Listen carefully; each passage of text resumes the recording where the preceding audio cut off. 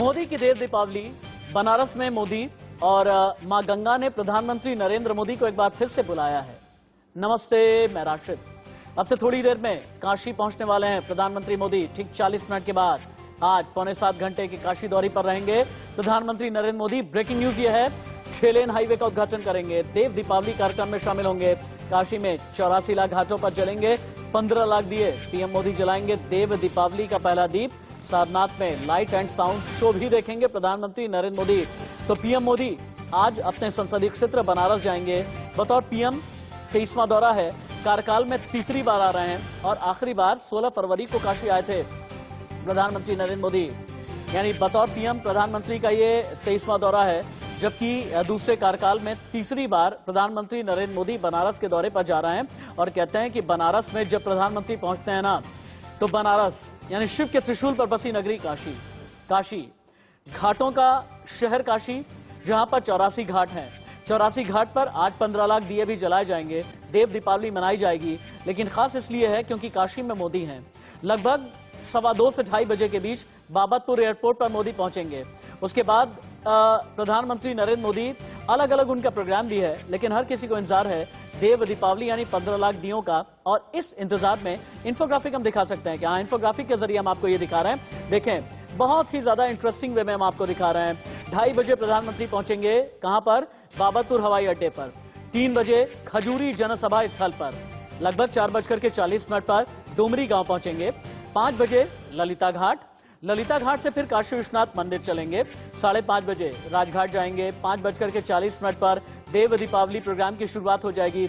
6 बजे मां गंगा की भव्य आरती होती है। अगर आप बनारसी हैं ना, बनारस, जौनपुर, सोनभद्र, रेणुकूट, इन जगहों में से कहीं के रहने वाले हैं, तो आपको ये पता होगा कि 6 बजे जब गंगा आरती होती है और जब दिए उठाए जाते हैं और किस तरीके का नजारा वहां पर होता है, ये देखना बहुत ही ज्यादा अद्भुत होता है, अलौकिक होता है, भव्य होता है, दिव्य होता है। पंकज की रिपोर्ट देखें एक बार आप। अब पंकज की रिपोर्ट के जरिए आप ये समझ पाएंगे कि काशी पीएम का इंतजार किस तरह से कर रही है।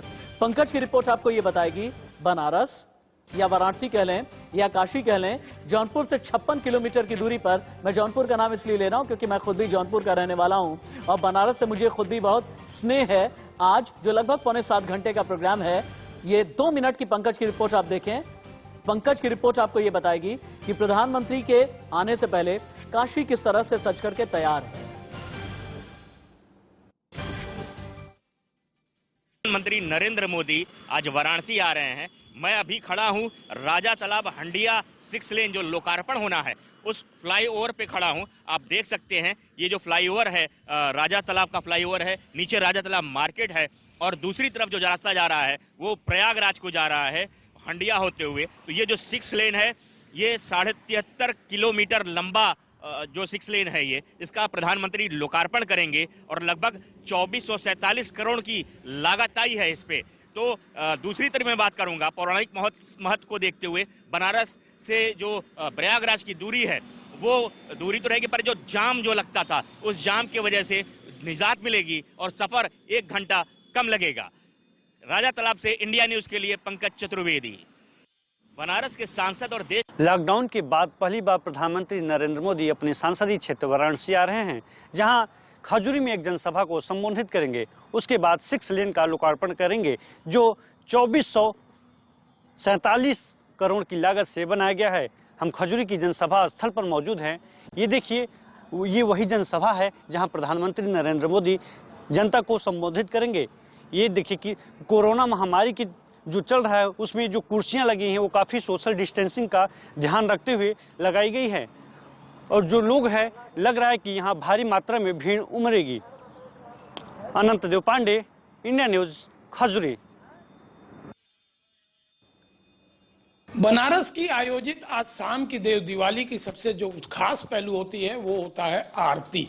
वो आरती रिद्धि के साथ बटुक उठाते हैं और जिनकी संख्या 21 से लेकर 51 तक होती है। हम गंगोत्री सेवा समिति में हैं जो तैयारी कर रहा है आज के शाम के महाआरती की। हम सबसे पहले प्रतिमा के पास लेकर चलते हैं। ये धातु की प्रतिमा है, माँ गंगा की प्रतिमा है और इस माँ गंगा की प्रतिमा को आज नहलाया जाएगा। इसके बाद श्रृंगार किया जाएगा और श्रृंगार करने के बाद इन्हें ले जाके स्थापित किया जाएगा गंगा के पास, गंगा तट के पास। मतलब ये दीप आरती हो गई, उसके बाद कपूर आरती, झाल आरती, और इसके बाद इन्होंने जो हमें बताया, जैसे आप जो देख रहे हैं तैयारियां, इसके बाद होता है चंवर। चंवर का मतलब क्या होता है दिनेश भैया? चंवर का प्राय वही है कि भगवान को एक सुलाने की प्रक्रिया, ताकि इसके बाद शंखनाद करके भगवान हम उन्हें सम्मान देना चाहते हैं। ये वो वस्त्र और उपवस्त्र है जिसे बटुक धारण करेंगे, कल आरती उठाने से पहले इस धारण करेंगे। इसके नीचे यदि देखा जाए तो शंख, घंटियां, प्लेट, पात्र, इसके बाद आचमनी करने के लिए वो सारी व्यवस्थाएं हैं जो आज शाम को गंगा तट पे जाएंगी। हमारे साथ इस संस्था के संस्थापक अध्यक्ष हैं और इनसे हम ये जानने का प्रयास करेंगे कि ये आरती कितने साल से हुई है, क्योंकि आरती की शुरुआत, बनारस के आरती की शुरुआत इन्होंने ही किया था।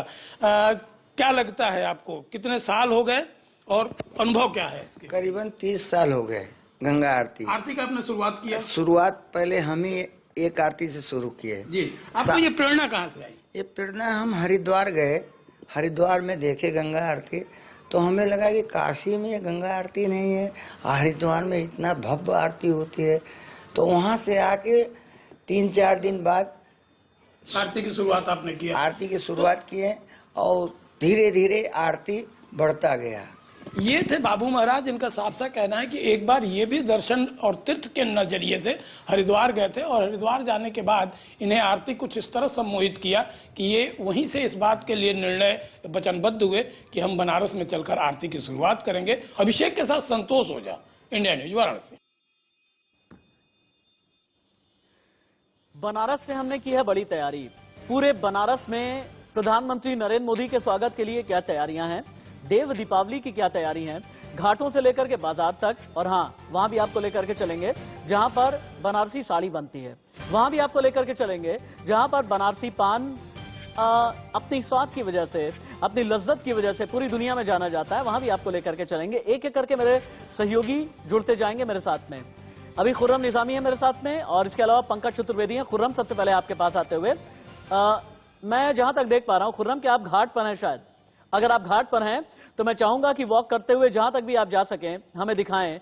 84 घाट हैं, एक के साथ एक लगे हुए। कहीं पर दशाश्वमेध घाट के साथ अलग कहानी है, मणिकर्णिका घाट के साथ में अलग कहानी है। घाटों की एक अपनी अलग स्टोरी है, लेकिन घाट प्रधानमंत्री के स्वागत करने के लिए कैसे तैयार किए गए हैं, देव दीपावली की तैयारियां क्या हैं, एक बार दिखाएं।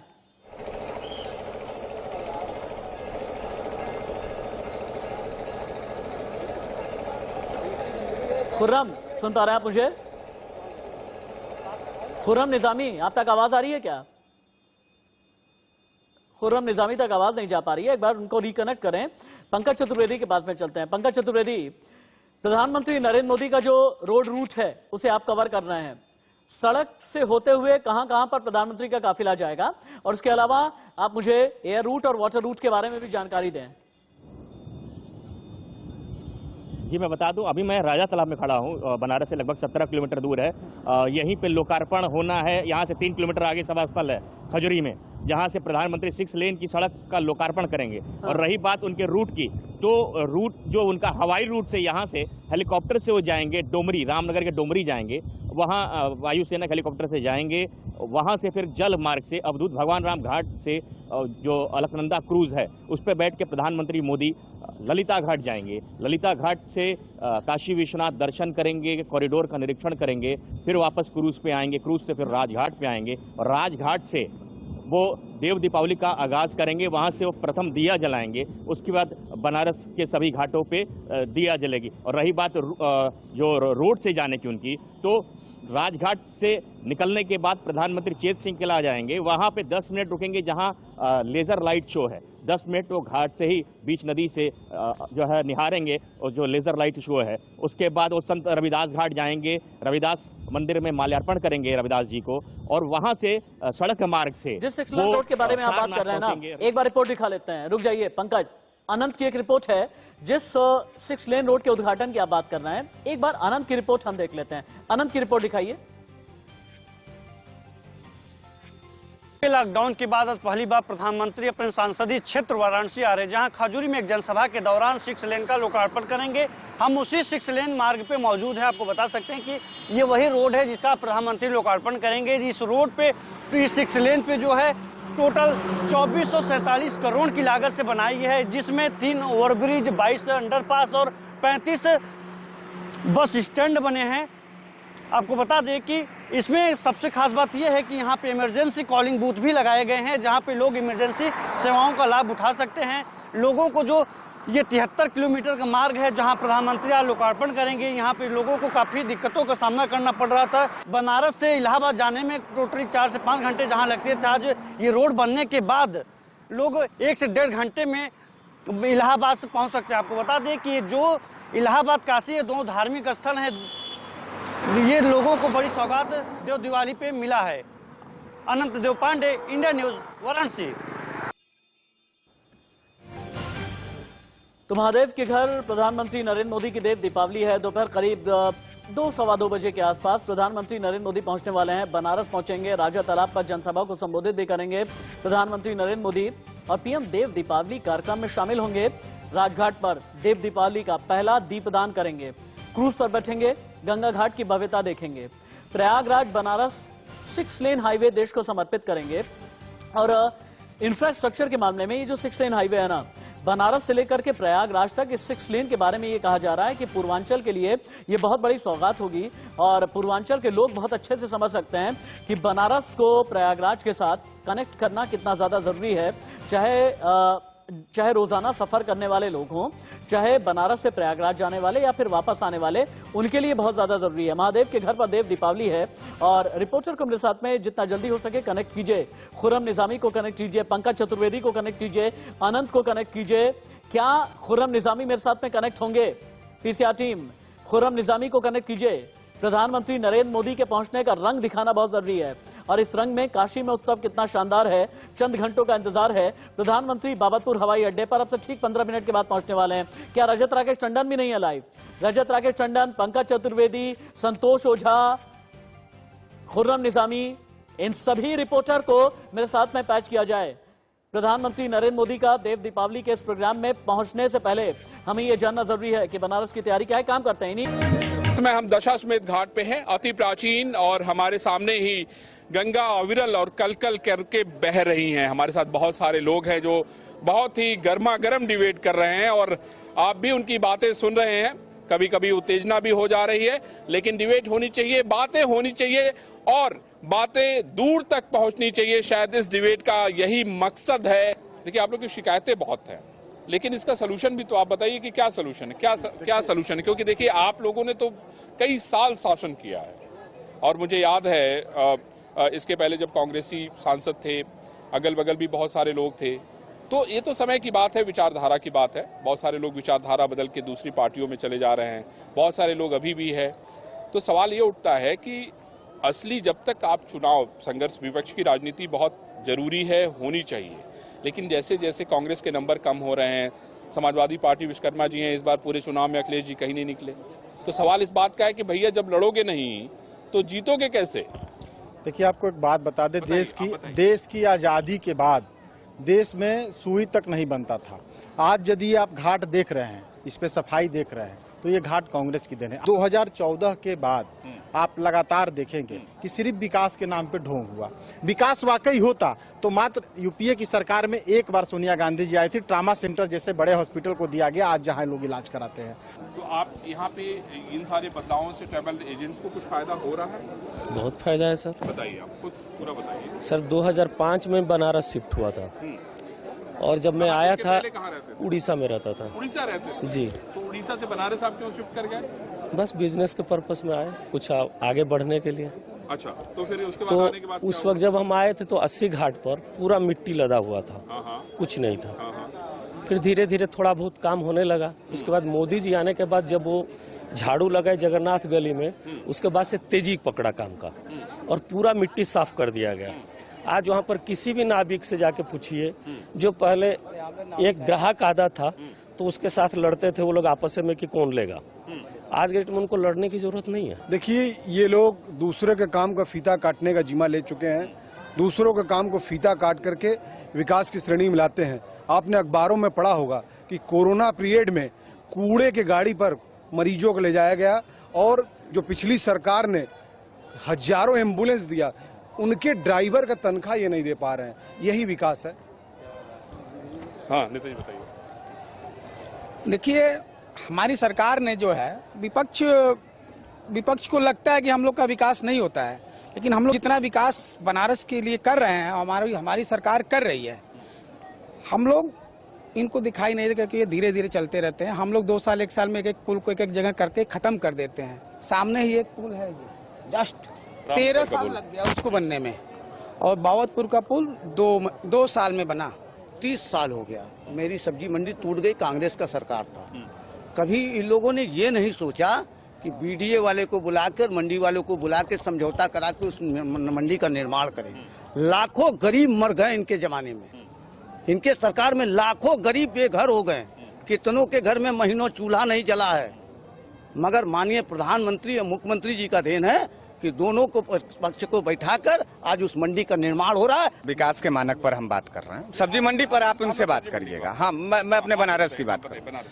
देखिए, विकास में आता है स्वास्थ्य, विकास में आता है विद्यालय। डिजिटल इंडिया, डिजिटल इंडिया का नारा है, प्रधानमंत्री जी का संसदीय क्षेत्र है। एक भी बनारस का प्राथमिक विद्यालय डिजिटल आप हमको दिखा दीजिए विकास के नाम पर। हम अभी नेताजी आप बता दीजिएगा। दूसरी बात यह है मंडली अस्पताल है कपिल चौरा, आज भी जो है मंडली अस्पताल में आईसीयू के बेड के लिए जो है लोग जद्दोजहद करते हैं, और लोग जाकर के देख लीजिए कि उसमें सीढ़ियों पर लेटे रहते हैं। अब आप चले जाइए दीनदयाल अस्पताल में, तो स्वास्थ्य और शिक्षा के सवाल पर जब मुकम्मल तैयारियां नहीं हो पा रही हैं तो विपक्ष कहेगा, और इससे तिल मिलाना नहीं चाहिए। मुझे लगता है कि देखिए यही राजनीति है, और आप देख रहे हैं कि किस तरीके से गर्मा गर्म बहस हो रही है। सत्ता पक्ष विपक्ष दोनों जो है इस बात के लिए तैयार नहीं है कि विकास उसने नहीं किया है। प्रश्न ये उठता है कि जनता क्या कहती है, जनता किसको चुनती है, उसी आधार पर फैसला लिया जाता है। और शायद जनता ने प्रधानमंत्री नरेंद्र मोदी को यहां से दोबारा चुना है, और नरेंद्र मोदी की तरफ से बहुत सारे ऐसे काम किए जा रहे हैं जिसको लेके देश और दुनिया में इस बात की चर्चा हो रही है कि बनारस क्योटो की तरफ बढ़ रहा है। कल प्रधानमंत्री नरेंद्र मोदी जो है यहाँ पर देव दीपावली के कार्यक्रम में भाग लेने के लिए आएंगे, और बहुत सारी ऐसी सौगात बनारस को देंगे जिससे बनारस के लोगों को फायदा तो होगा ही, बनारस का नाम भी देश दुनिया में गूंजेगा।